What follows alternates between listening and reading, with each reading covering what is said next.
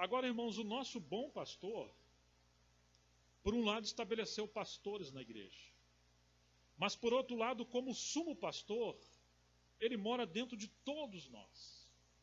Alguns irmãos são pastores por vocação, ministérios, mas, de alguma forma, todos nós temos a responsabilidade de nos pastorear uns aos outros, de nos encorajar, de nos guardar, de nos exortar uns aos outros. Então, muito cuidado, porque às vezes nós esquecemos de ver o Cristo que está nos irmãos e nas irmãs. E estabelecemos alguns ícones na igreja que nós vamos ouvir. E ao fazermos assim, perdemos a posição de ovelhas. Nos tornamos juízes. E deixamos de ser apacentados pelo sumo pastor, quando ele quer nos apacentar, seja pelos pastores, ou seja por qualquer membro do corpo de Cristo. Isso é muito importante, irmãos. Muitos irmãos passaram a ter problema no caminho, na carreira cristã, porque eles não ouvem os irmãos. Como se o Espírito Santo não habitasse na igreja, ou como se habitasse só em alguns ministérios.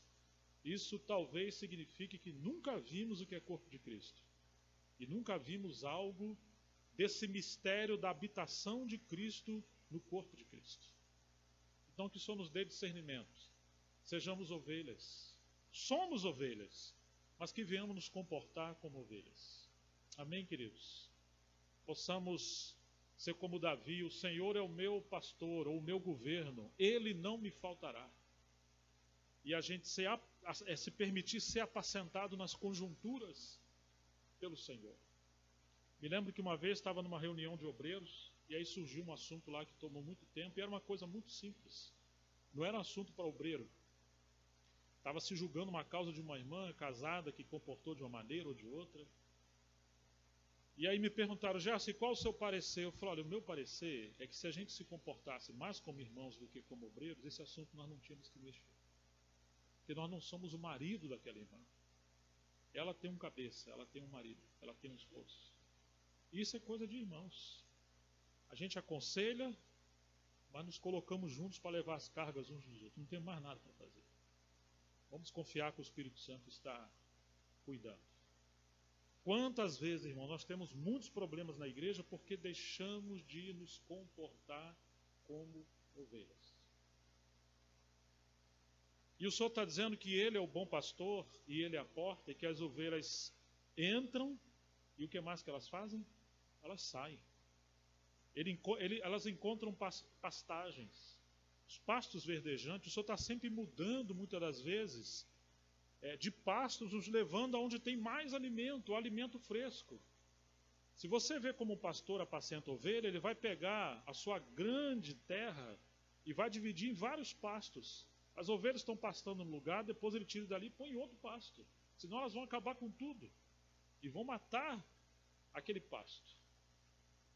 Ou seja, irmãos, aqueles que servem como anciãos na igreja não podem controlar a maneira que o Senhor vai prover o alimento na sua casa. Deus vai usar diferentes ministérios. Uma hora usa mais os mestres, profetas, evangelistas, pastores, alguns enviados. E nós precisamos ter sensibilidade espiritual, porque tem uma porta.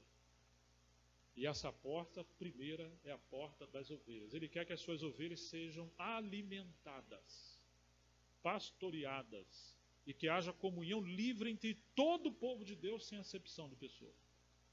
Não podemos ter acepção de pessoa. Certa vez alguém me perguntava para tentar entender de que linha eu venho, de que ministério eu venho, de que congregação. Mas Gerson, você é da onde? Eu falei: eu sou de Cristo.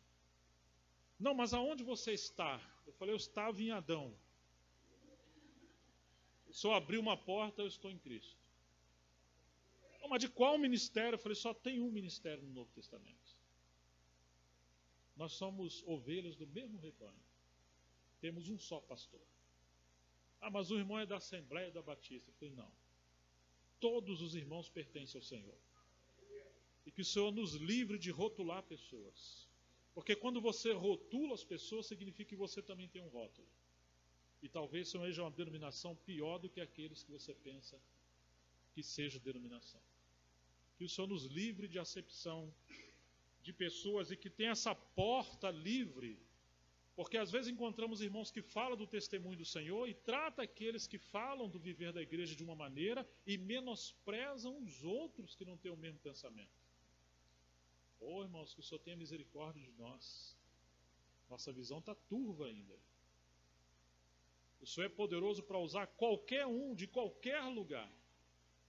Ele é o mesmo Cristo que habita em todos. Que tenhamos discernimento sobre isso. Verso 3, a segunda porta é a porta do peixe. E a porta do peixe fala que haveria pregação do Evangelho, de dentro da casa para fora, alcançando o mundo. Peixe fala de alimento, mas não só de alimento. A Bíblia relaciona peixe com homens, especialmente quando Pedro está apanhando peixes, pescando, e o Senhor fala, deixa essas redes, porque de agora em diante você vai passar a ser pescadores de almas, pescadores de homens. Temos um grande problema hoje, irmãos. Que muitos que falam do testemunho do Senhor amam estudar a palavra. Isso é muito importante. Que possamos ter cada vez mais amor pela palavra. Mas alguns perderam o fervor de pregar o Evangelho.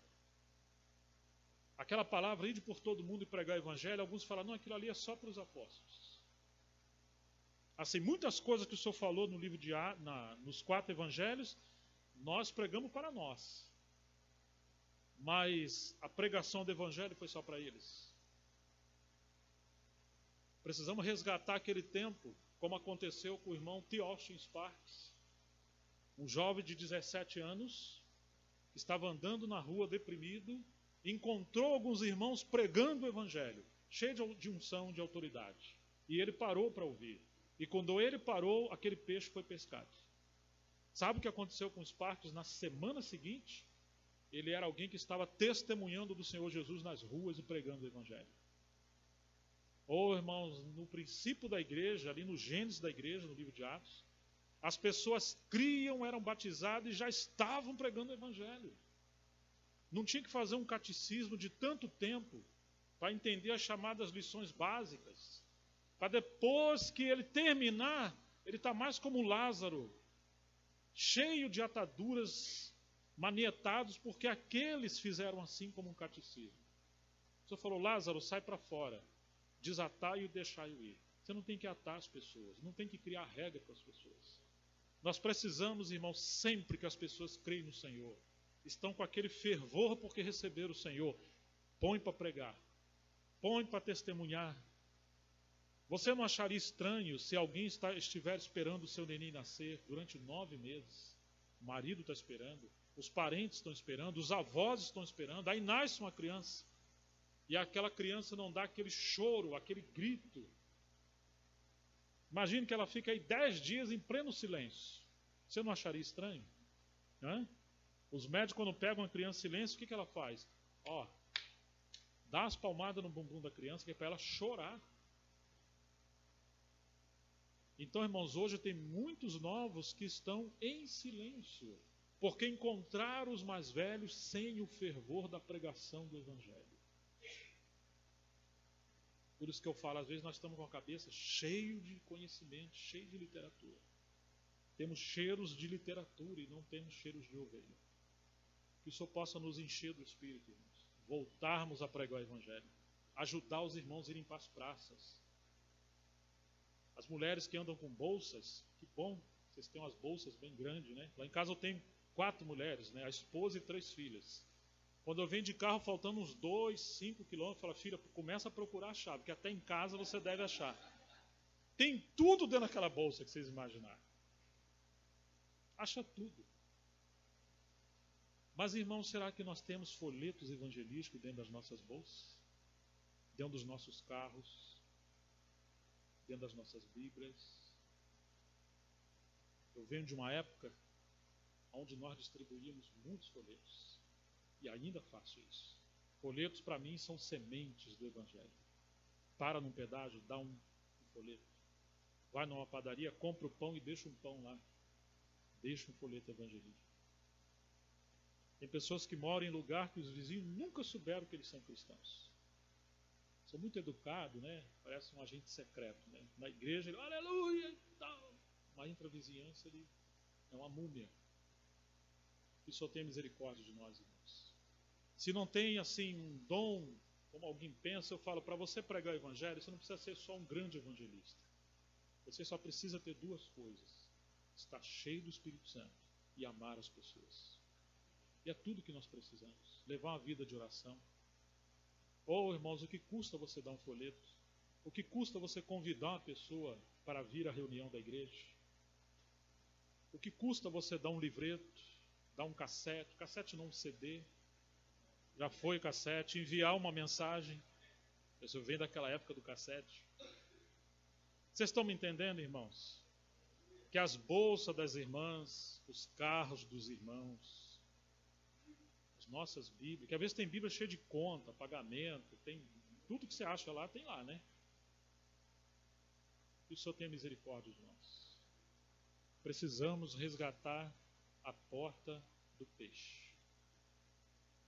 Precisamos de mais evangelistas entre nós. Enquanto os mestres querem que o povo esteja sentado ouvindo a palavra durante muito tempo, os evangelistas querem tacar fogo nas cadeiras para o povo ir para a rua pregar o evangelho. E nós precisamos das duas coisas, irmãos. Então, que as assembleias aqui do interior da Bahia sejam cheias de graça, de poder para pregar o evangelho, irmãos. Quantas pessoas se perdendo. No Rio de Janeiro tem desafiado os irmãos, estamos em cerca de 500 irmãos. Você já pensou se cada um de vocês trouxer uma alma só? Só uma. E aquele que ganha alma, sábio é. Em breve tempo temos 1000 irmãos. E daqui a um tempo, se 1000 irmãos cada um trouxer uma alma, temos 2000. Mas nós nos contentamos em ser pouquinho, estar ali contemplando o Senhor, adorando. E os mornos estão de casa em casa, enquanto muitos cristãos estão dormindo, eles estão pregando o que eles acreditam. Os muçulmanos, cada mulher tem em média de 7, 8, 9 filhos.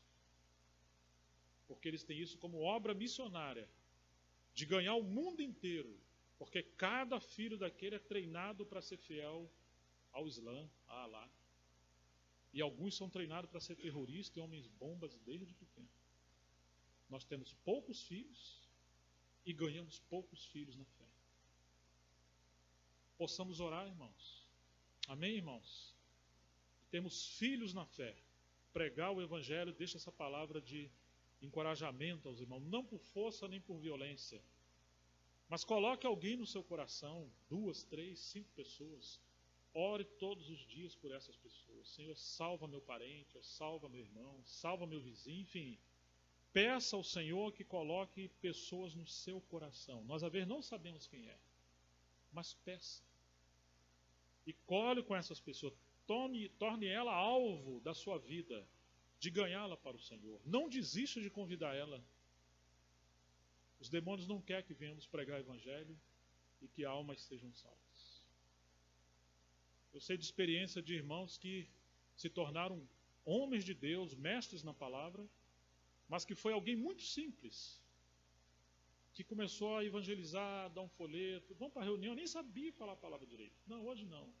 E de tanto chamar um dia por educação, ele foi. E ali o Senhor salvou essa pessoa.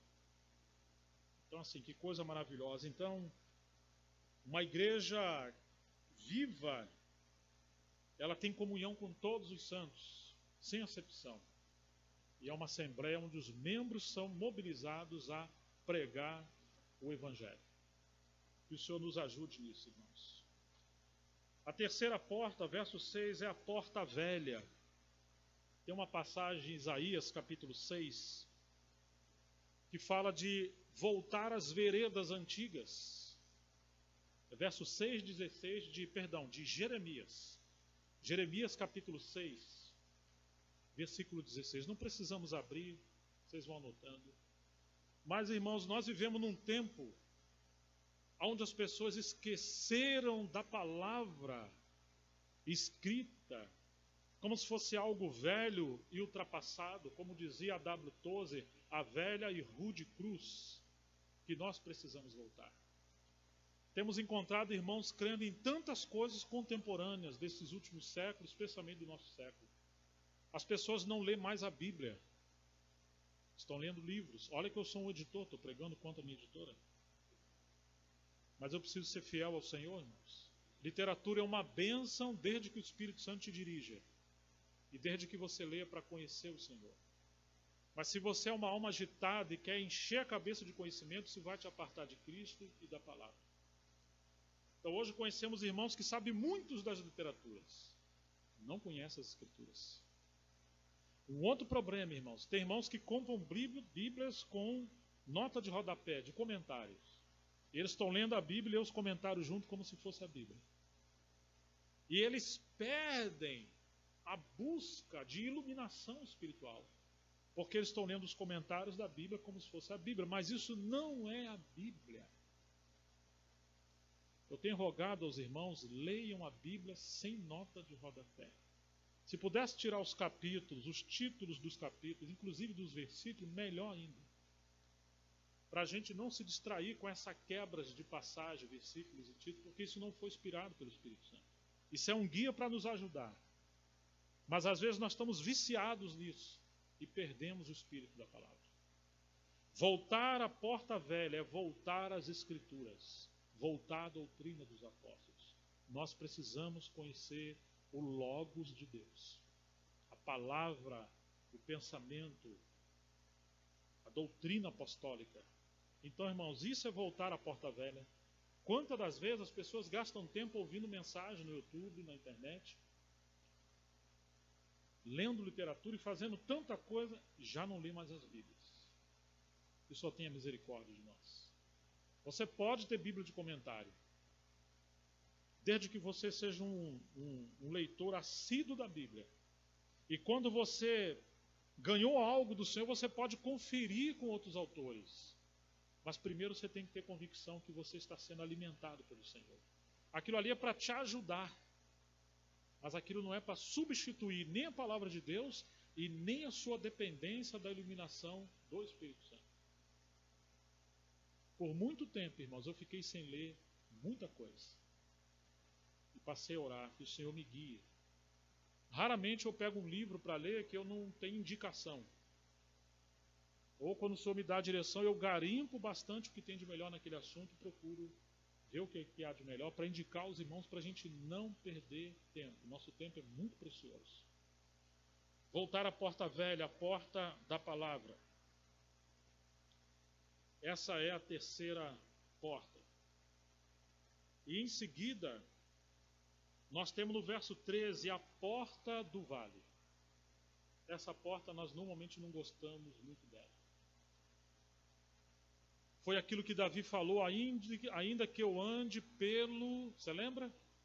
O vale da sombra da morte. O Senhor é meu pastor, nada me faltará. Então estou lá na porta das ovelhas.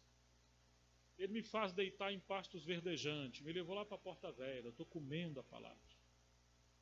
Está refrigerando a minha alma. Então você está andando pelas montanhas.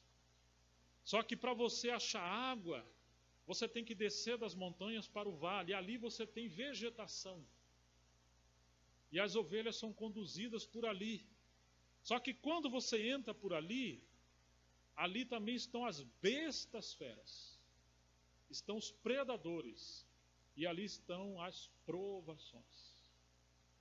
Quando você vê a palavra vale em várias passagens do Velho Testamento, está falando daquele caminho de quebrantamento, de disciplina, de despojamento, de mortificação. Para que além de você ter a porta da palavra escrita, você possa achar água que fala da revelação espiritual. Vida da palavra. O Espírito Santo fluindo da palavra. Mas para isso você tem que cavar. Então, irmãos, muitas das vezes só quer nos levar ao vale. Não quer que a gente fique simplesmente nas montanhas. Muitas vezes só quer tratar coisas na nossa vida. E para isso deve haver esse caminho de vale. Às vezes nós passamos por um caminho profundo de disciplina espiritual e não entendemos o que o Senhor está fazendo conosco. Ah, mas se estivermos voltando para o testemunho do Senhor, na casa de Deus é um lugar de quebrantamento. É o lugar da disciplina do Espírito Santo. É o lugar que o Senhor vai tratar com a nossa alma. Às vezes nós não entendemos por que Muitas das vezes os irmãos não testificam bem dos nossos serviços. Você pode estar falando a coisa certa. Você pode estar fazendo muita coisa boa.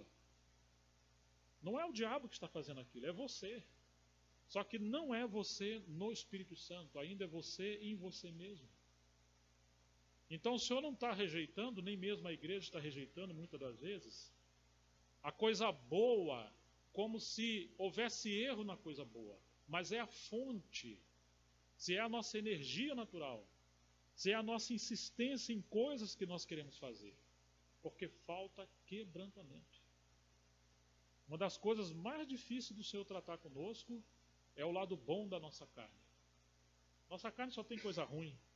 Mas nós podemos pregar na carne, orar na carne, conduzir os irmãos, querer servir, fazer tanta coisa. Paulo disse, em Filipenses, que longe dele se gloriar em alguma coisa a não ser no Senhor. E ele vai dizer que a circuncisão somos nós, que servimos a Deus no Espírito, nos gloriamos em Jesus Cristo e não confiamos em nossa humanidade ou em nossa carne. Então nós precisamos depender 100% do Espírito Santo. Amém, queridos? Esse é o vale do despojamento. O Senhor permitirá coisas para alguns, não permitirá para outros. E vai tratar aquelas áreas da nossa vida que nós não entendemos. Parece que os irmãos estão contra nós, mas não são os irmãos. É o próprio Senhor que está querendo tratar com a nossa ambição, com o nosso individualismo, com o nosso egoísmo, com a nossa mania de querer dar opinião em tudo, de querer controlar tudo, de querer achar que você pode mais do que os outros. Ele sabe como lidar com cada um de nós. Temos que passar pela porta do vale. Amém, queridos? Você vem vindo, porta das ovelhas, porta do peixe, porta velha. Quando você começa a mergulhar na palavra, começa a conhecer, a gente começa a se o Senhor não nos levar para a porta do vale, começamos a inchar no conhecimento. Ele precisa nos levar para a porta do vale. Depois da porta do vale, o verso 14 fala da porta do monturo. São aqueles lixos, são aquelas coisas que o Senhor quer remover da nossa vida. José estava falando daqueles poços que Abraão deixou e que foram soterrados e parou de minar água ali. E que agora o desafio da nova geração é tirar o entulho dali. Tirar aquelas coisas que sufocaram a fonte. Mas comparando isso com a nossa vida, sabe em que momento nós estamos mais acessíveis para o Senhor tirar as coisas que estão entupindo o fluir de Deus da nossa vida? É quando nós passamos pela porta do vale. Raramente alguém vai aceitar o apacentamento, uma exortação, um encorajamento, até o próprio Senhor, se Ele estiver nas montanhas do conhecimento, das experiências, quando tudo está indo certo, tudo está indo bem, todo mundo está te abraçando, suas finanças estão indo bem, seu casamento está tudo bem, saúde. Começamos até a julgar as pessoas, Os irmãos são muito fracos, estou aqui há tanto tempo, não acontece nada e tal. O Senhor tem que nos levar para a porta do vale, porque tem monturo na nossa vida que Ele quer tirar. E esse monturo não diz respeito apenas à vida individual, mas nós estamos falando de uma assembleia. A assembleia precisa resgatar a porta das ovelhas, a porta do peixe, a porta velha, voltar à palavra. Passar pela porta do vale. Quantas vezes uma igreja está um pouquinho segura de si mesma, orgulhosa. Às vezes quer selecionar quais obreiros vai receber e quais obreiros não vai receber. Às vezes tem um domínio forte sobre os irmãos. O Senhor tenha misericórdia de nós e o Senhor às vezes permite acontecer coisas em nossas vidas para nos levar para essa porta do vale. E nós vamos pedir socorro. Irmão, se você é casado, seu casamento está muito bem, esse é o momento de você procurar ter outros casais que sejam seus amigos de oração, de comunhão. Porque crises virão para todos nós. Tanto o solteiro, como os casados, como a igreja, quanto os líderes. O grande problema é que quando não passamos na porta do vale, nós assim temos a tendência de achar que nós nunca vamos precisar ser ajudados. Então, muitos irmãos, quando entram em crise, às vezes, eles entram numa crise tão profunda que eles desistem. Alguns recuam, alguns vão embora, outros se separam, porque eles não têm amigos. Esses dias eu estava numa assembleia com um ancião, e eu achei ele tão certo das coisas que ele estava fazendo, e as coisas não estavam certas. Como é que eu vou ajudar uma pessoa que não quer ser ajudada? E eu fiz 3 perguntas para ele. Primeiro, Jesus, quando estava em profunda angústia, ele chamou 3 dos seus discípulos para orar com ele no momento mais difícil da sua provação. Fique comigo e orai e velai comigo, porque minha alma está angustiada até a morte.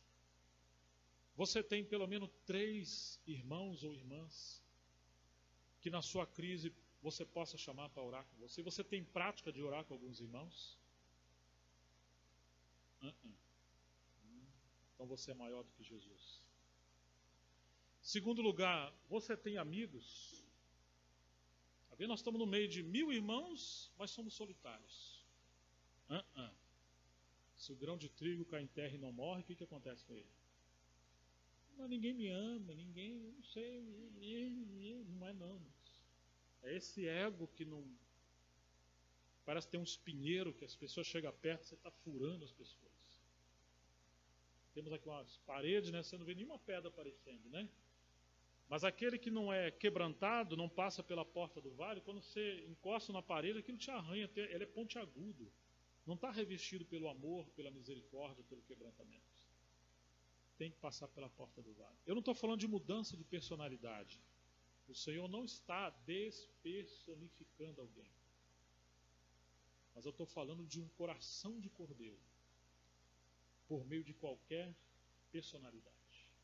Pedro era aquele homem impetuoso, ele era um líder, e ele se levantou no livro de Atos. Mas você viu quanto o Senhor tratou com Pedro? Para ele amar os seus irmãos. Seja um cordeiro com seus irmãos. Então você pode ser um leão aos inimigos, mas com seus irmãos não.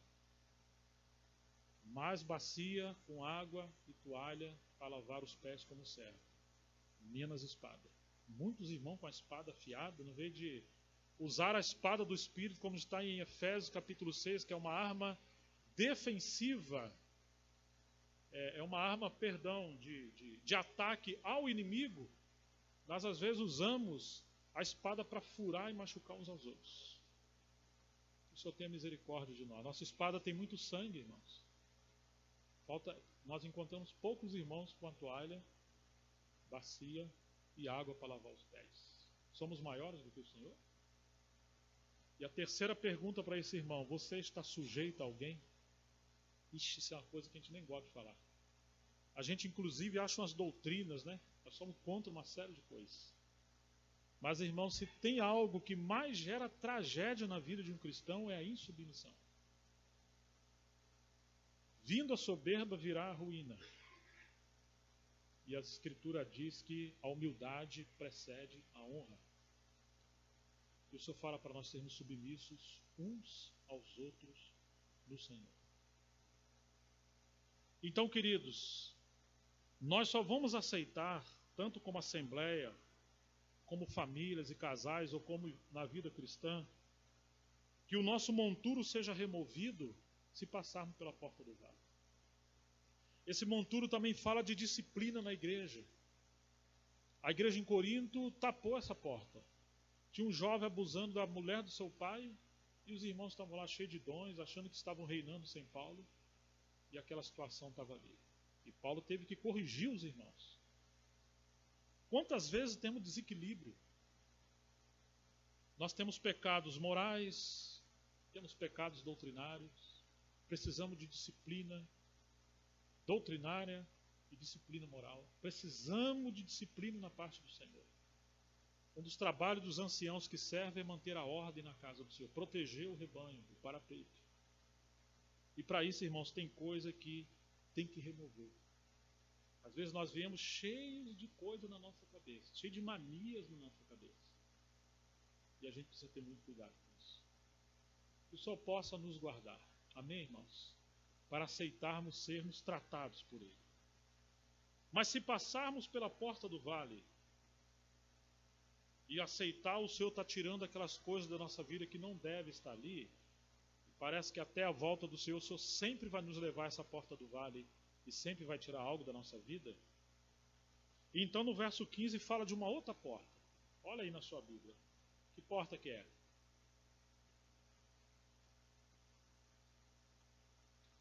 É a porta da fonte. Isso fala do ministério do Espírito Santo. Quantos de nós queremos ser cheios do Espírito Santo? Todos.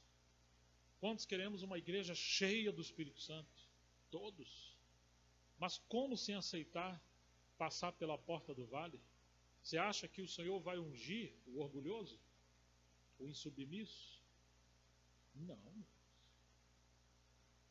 O Espírito, quando veio sobre Jesus, veio sobre aquele que ficou como raiz de uma terra seca, sem formosura.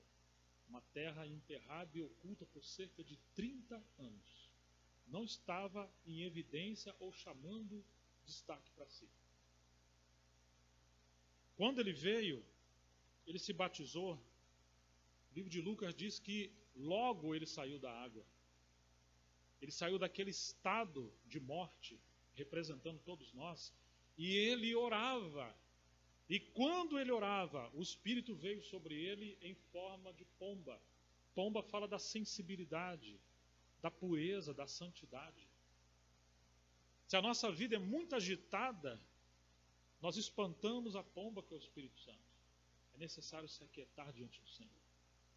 É necessário ter uma vida de pureza, de consagração, de remover coisas que nós sabemos que entristecemos ao Senhor.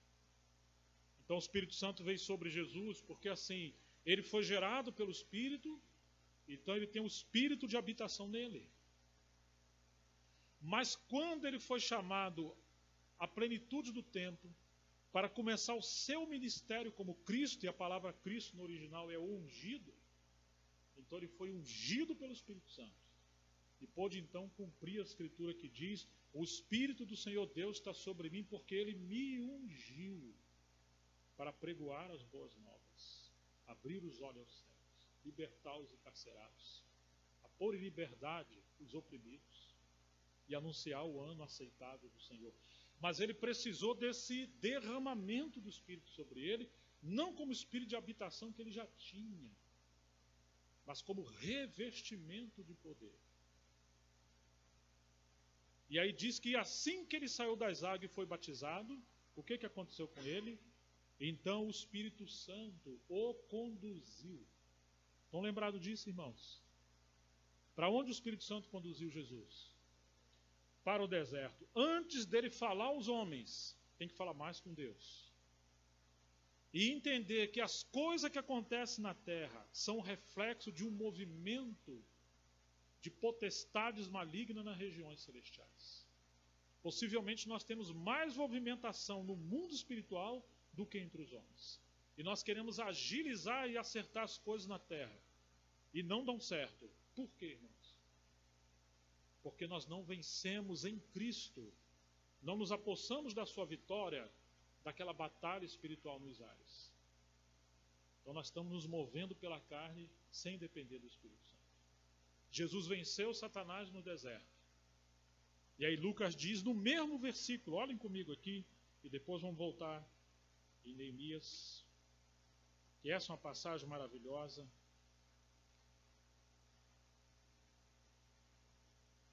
Lucas,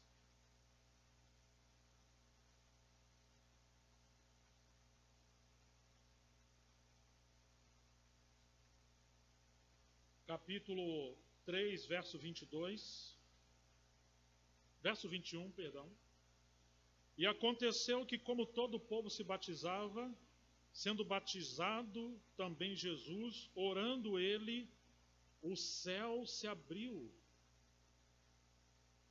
E o Espírito Santo desceu sobre ele em forma de corpórea, como pomba. E ouviu-se uma voz do céu que dizia: Tu és meu filho amado, eu hoje te gerei. Capítulo 4, verso 1. E Jesus, cheio do Espírito Santo, está vendo? O que aconteceu com ele? Voltou do Jordão e foi levado pelo Espírito ao deserto. Um versículo fala do enchimento do Espírito e da direção do Espírito. Em poucas palavras aparece essa fonte das águas do Espírito 2 vezes. Então, irmãos, é o enchimento do Espírito que nos capacita a vencer e a resistir a Satanás. É o enchimento do Espírito que nos dá vitória no deserto. É o enchimento do Espírito que nos dá revelação espiritual da palavra que até então estava fechada para nós. É o revestimento do Espírito que nos dá ousadia para pregar o Evangelho. É o revestimento do Espírito que nos dá poder para curar pessoas. Lucas, capítulo 5, final do verso 17. E o poder do Senhor estava ali para os curar. Lucas 5, final do verso 17. Então foi pelo revestimento do Espírito que todos os enfermos que chegavam a Jesus eram curados. Essas passagens, essa frase, essa fala, essa definição, aparece várias vezes na Bíblia. Todos foram curados. Livro de Atos, capítulo 10.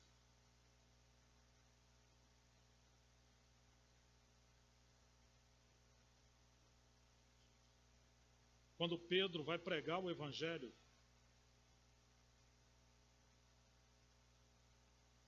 verso 37, Atos 10, 37, 38. Esta palavra, vós bem sabeis, veio por toda a Galiléia, começando pela Judéia, depois do batismo que João pregou. O que aconteceu?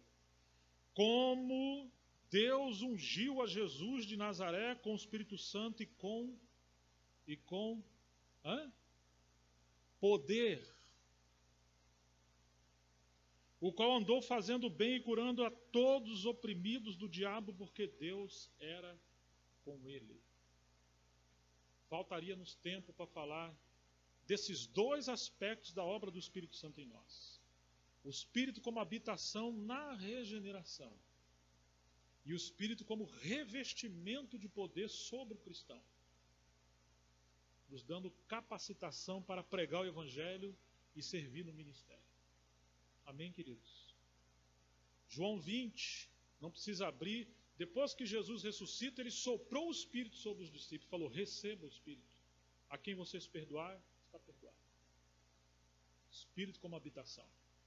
Mas falou o seguinte: agora vocês esperam em Jerusalém até que do alto sejais revestidos de poder, dínamos. Então vocês vão ser minhas testemunhas, tanto em Jerusalém, Judéia, Samaria, até os confins da terra. Espírito de habitação, revestimento do Espírito.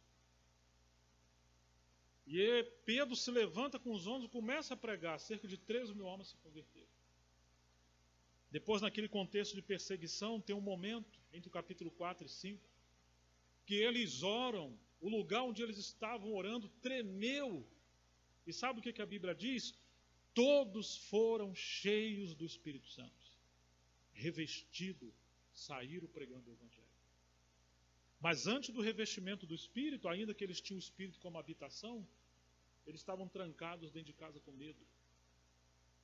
Como muitas das vezes nós estamos, com as nossas assembleias trancadas, estudando a palavra, que é muito bom, adorando o Senhor, mas aquele grupinho tímido, sem medo, sem graça, cheio de televisão, WhatsApp, celular, cheio de coisas. Mesmo que terminamos a reunião, passa o resto do tempo envolvido com as coisas do Senhor. Onde está o poder espiritual? Autoridade para expulsar demônios. Pôr as mãos sobre os enfermos e os curar. Porta da fonte. Infelizmente, alguns acreditam que o enchimento do Espírito aconteceu lá no livro de Atos. Você não tem que buscar mais isso. E não existe mais derramamento do Espírito Santo ou revestimento do Espírito Santo. Alguns nem sequer acreditam mais nos dons do Espírito Santo. E é possível levar uma vida assim só na base do conhecimento. Não, irmãos. Como nos falta autoridade espiritual nesses dias. Ministério de oração, de intercessão. Quantos irmãos tinham dons espirituais e enterraram? Estão atrofiados seus dons espirituais. Por quê, irmãos? Porque ficaram lá na porta velha. Estão ficando envelhecidos. Não que a palavra é velha, mas a nossa atitude é envelhecida. O Senhor não cessou a sua obra do ministério do Espírito Santo no primeiro século. Isso é uma heresia e um engano do inimigo. Pelo contrário. Se você estudar a história dos avivamentos, você vai ver quantos avivamentos ao redor do mundo. Você vai pegar, por exemplo, um Charles Finney, um homem que foi tão cheio do Espírito Santo, que uma vez entrou numa fábrica de um amigo, todo mundo parou de trabalhar, caiu de joelho, sem ele abrir a boca.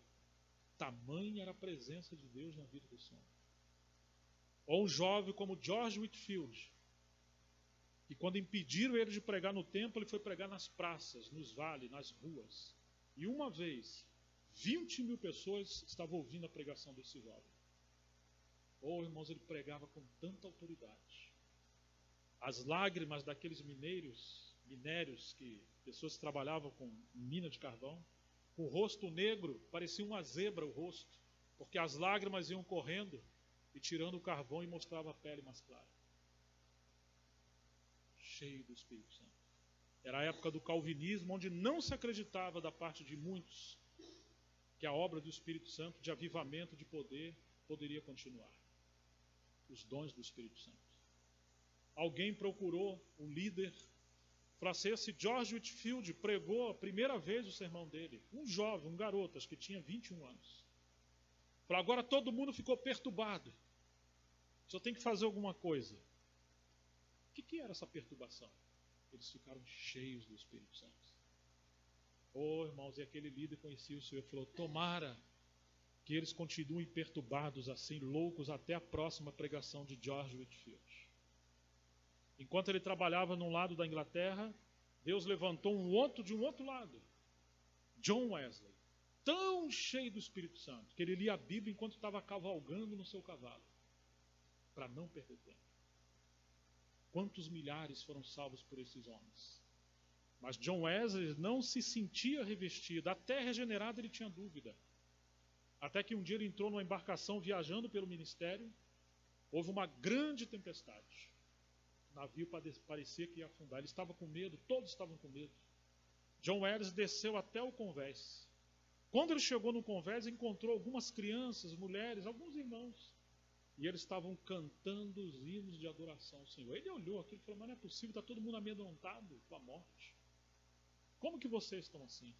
Quem eram eles? Os moravianos, irmãos moravianos, que vieram das terras de Conde Zinzendorf. Houve uma perseguição na Alemanha antiga e em outras partes da Europa. E muitos dos moravianos estavam sendo perseguidos. E eles migraram, chegaram às terras do Conde Zinzendorf, um homem de muitas posses e nobres. E era um nobre, de muito recurso. Esses irmãos moravianos começaram a orar, irmãos. Houve um avivamento. Oh, irmãos, muitos irmãos foram espalhados pelo mundo inteiro. E esse encargo de oração por avivamento durou 100 anos. E eles encontraram a porta da fonte. Entende, irmãos? Ocorreram que 2 jovens estavam tão cheios do Espírito Santo, com tanto encargo por missões, por pregar o Evangelho, que eles queriam ir numas ilhas onde só tinham escravos e os seus senhores. Ninguém podia ir para lá. Se fosse lá, você ia morrer, ou então não ia sair. E ninguém tinha como ir para lá. Sabe como que eles foram para lá? Eles se venderam como escravos, para eles serem aceitos como escravos. E os irmãos, quando os despediram chorando, sabendo que possivelmente eles seriam mártires ou não voltariam mais. Mas eles estavam cheios do Espírito Santo. Oh, irmãos, faltaria um tempo de falar dos avivamentos. Eu penso que nós precisamos estudar sobre os avivamentos. Revisarmos.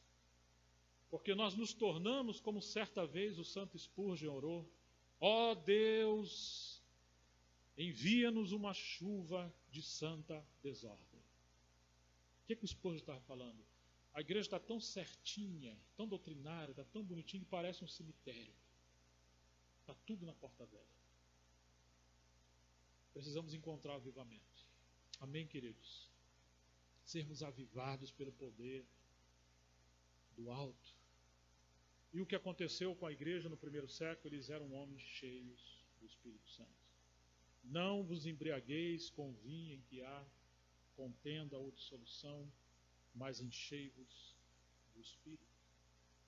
E o Senhor Jesus falando, puxa vida, eu estou gastando tempo nessa porta, parece que é uma necessidade que nós temos. Né? Será que é, irmãos? Será que é, irmãos? Oh Deus, nos ajude, traga-nos de volta. Evangelho de João, capítulo 7, versículo 37.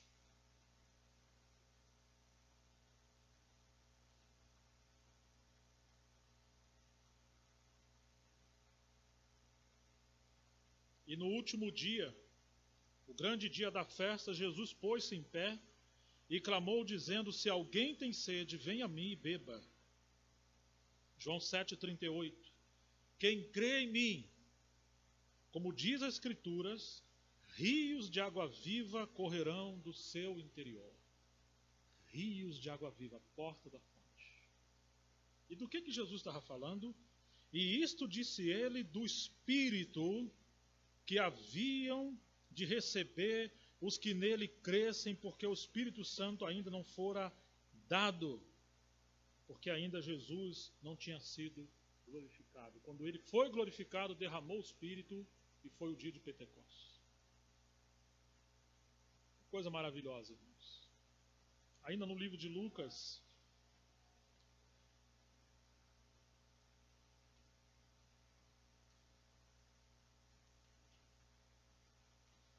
o Evangelho de Lucas,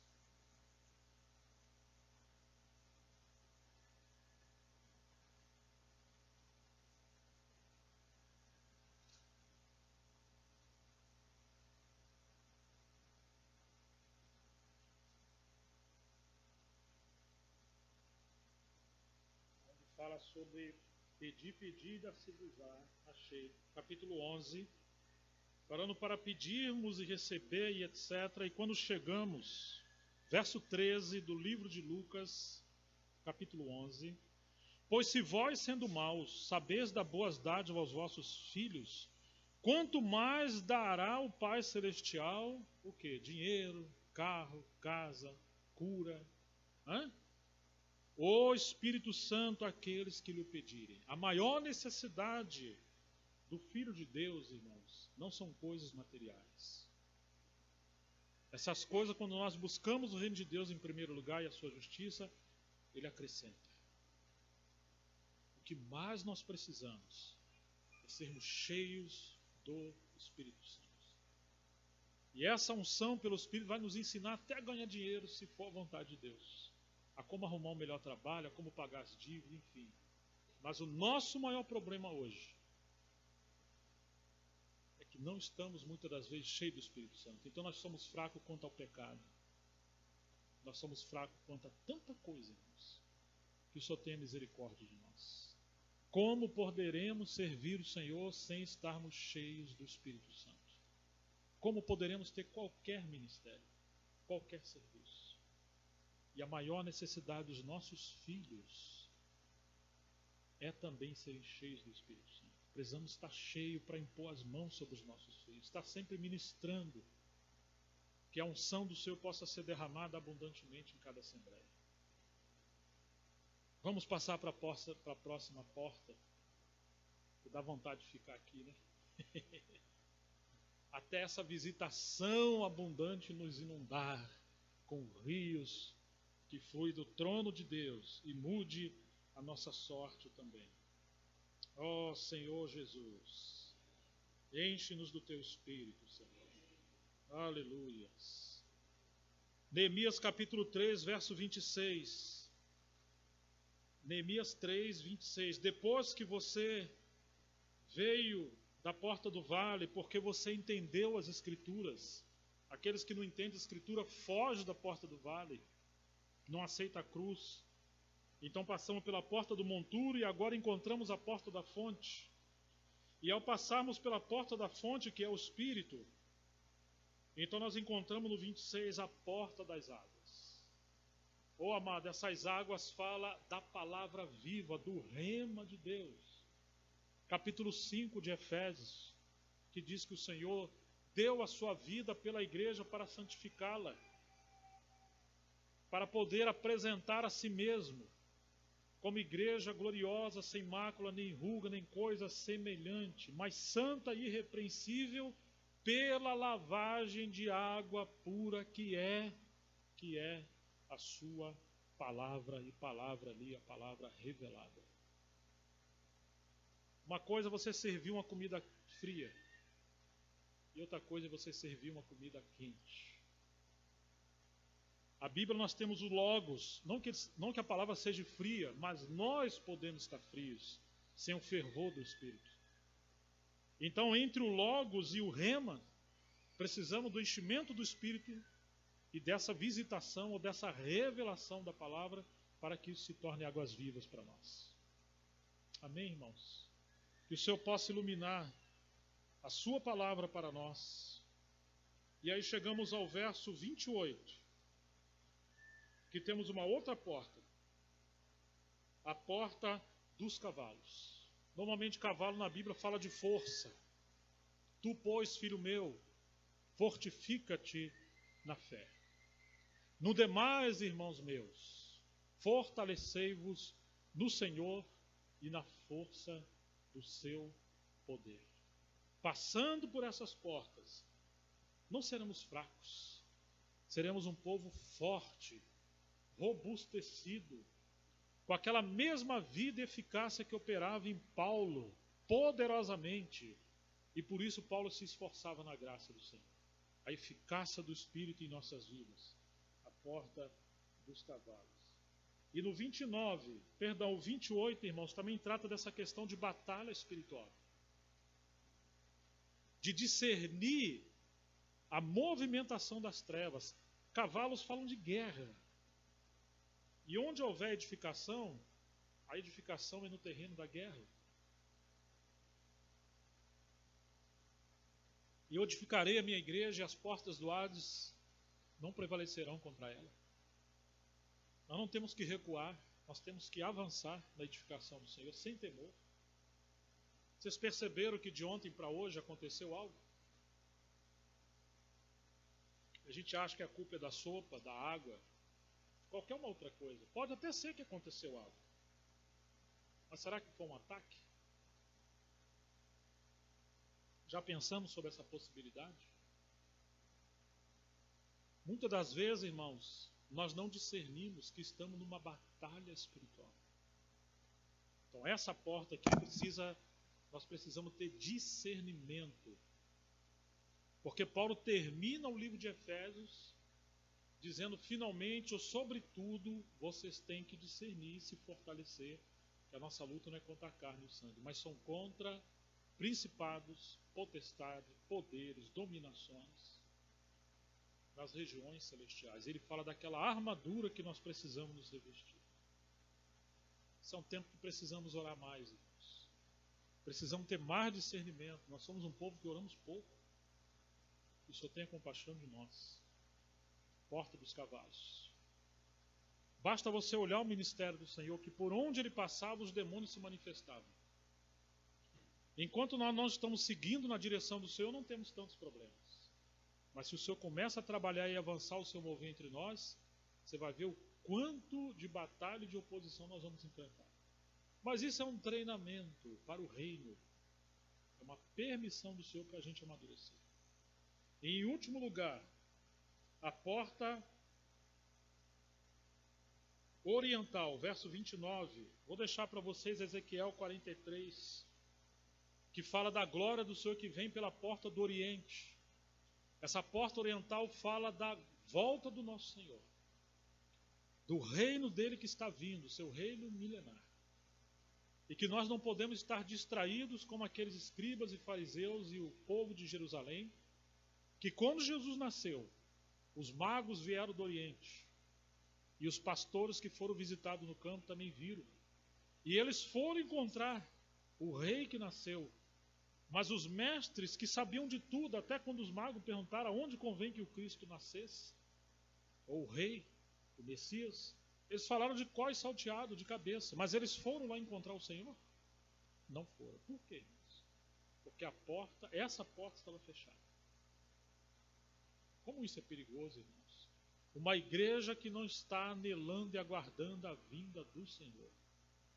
Às vezes encontramos irmãos que não desejam que o Senhor volte. Quem ainda quer acabar de construir a casa, talvez o solteiro quer casar, quem sabe que dá tempo, o Senhor apressa o meu casamento, manda esse varão, essa varoa. Eu entendo, irmãos, eu entendo. Que o Senhor enche o nosso coração de amor, irmãos. Pela volta do nosso Senhor. Precisamos de irmãos que preguem que o rei está voltando. Lá naquele período, quando Jesus nasceu, tinha um homem ancião chamado Simeão. Quando ele viu Jesus nascer, ele tomou a criança no colo e falou: agora você pode despedir o seu servo em paz, porque eu já vi a salvação de Israel. Porta Oriental. O que ele estava esperando? A vinda do rei. E Ana, uma profetisa, que ficou viúva ainda muito cedo, ela casou de novo. Ela não colocou as suas primeiras necessidades, a sua necessidade física, biológica, fisiológica. Oh, irmãos, ela se aproveitou para se consagrar totalmente ao Senhor. E ela teve discernimento que aquele era o rei que havia de vir. O que é que o mundo fala hoje? Se o homem está solteiro durante muito tempo, não sei não, hein? Deve. Entendeu? Se uma irmã está solteira, a irmã fica assim, 25 anos, meu Deus, já estou velha, será que eu não vou casar? E o mundo fica falando, e infelizmente a igreja, quando é carnal, quando nós temos irmãos que não são espirituais, nós temos que arrumar um casamento para aquela irmã rápido. Meu Deus, o tempo está passando. Aparece um irmão, fala, acho que é aquele ali dá com aquela. Parece um Santo Antônio casamenteiro, né? Irmãos, isso é carnalidade. Paulo falou assim, quem casa faz bem. E quem não casa? Então é carnal essa inquietação. E precisamos ser exortados e parar com isso. De oprimir as pessoas, isso é até inconveniente. E aí, irmã, já apareceu alguém? Você está orando por alguém? Misericórdia, irmãos. Paulo diz que inclusive tem gente que nem sequer tem o dom para casar. Deixa eu contar uma coisa rapidinho para vocês. Eu recebi um irmão na minha casa em São Paulo, 42 anos, filho de fazendeiro, uma bela de uma profissão, um apartamento próprio, bem de vida, carro zero, bonito, o cara era bonito. Não era um Brad Pitt, mas era bonito. Falou, irmão, eu queria abrir meu coração. Estou com 42 anos. E aonde eu chego, as irmãs, os irmãos querem arrumar casamento para mim. Qual que é o meu problema, irmão? Se eu ver um poste, um carro, um cachorro e uma mulher nua, é a mesma coisa. Eu não tenho afeição pelo sexo oposto. Eu não tenho afeição por nada. Eu não tenho desejo de casar. O que é isso, irmãos? Será que a Bíblia fala sobre isso? O que vocês acham? Ela fala.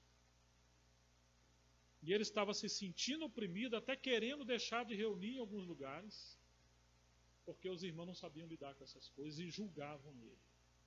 Estão entendendo, irmãos? Porta do Oriente, irmãos. Porta Oriental. Quem está casado cuida das coisas do mundo em como há de agradar sua esposa e a esposa o seu marido. Então, irmãos casados, não se dedique demasiadamente na obra ao ponto de prejudicar sua esposa e seus filhos. E temos muitas queixas. Irmãos querem servir, é uma maravilha, mas seu cano está consertado, suas contas estão pagas, você convive com entendimento com a sua esposa, você tem tempo com seus filhos, você passeia com a sua esposa. Não, isso é coisa de mulher. Não, Deus fez ela mulher. Vaso mais fraco, trate ela com honra. Nós temos muitas reclamações sobre isso. O Senhor tem misericórdia de nós, tanto esposas como marido. Mas o que é solteiro, ele cuida das coisas do Senhor em como há de agradar ao Senhor.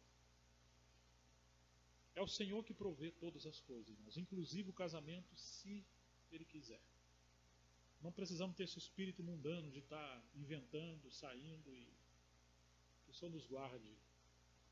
Guarde para nos vestirmos como santas mulheres temente a Deus, e homens também, com modéstia, com decência.